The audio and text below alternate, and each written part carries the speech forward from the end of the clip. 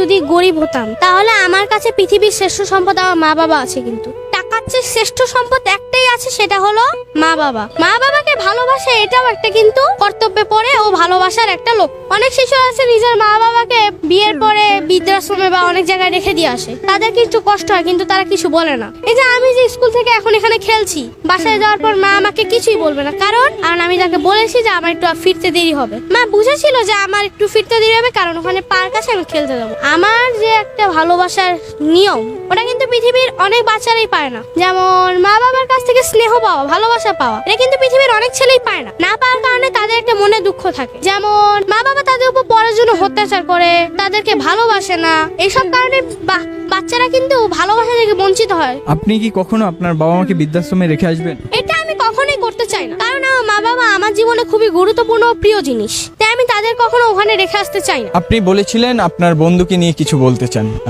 আসলে এই বিষয়। আচ্ছা, আমার বন্ধুর নাম ফারহান, ওর সাথে প্রায় আমার 2 বছর যাবত বন্ধুত্ব, 2-3 আরো আগে থেকে আমরা মোবাইলে আগে কথা বলতাম। এই স্কুলে 2 থেকে আমরা হয়েছি একসাথেই। এখন স্কুলে থাকার সময় ও আমার সাথে এরকম কাজ করে, মানে কোনো হাসি পায় দেখলে।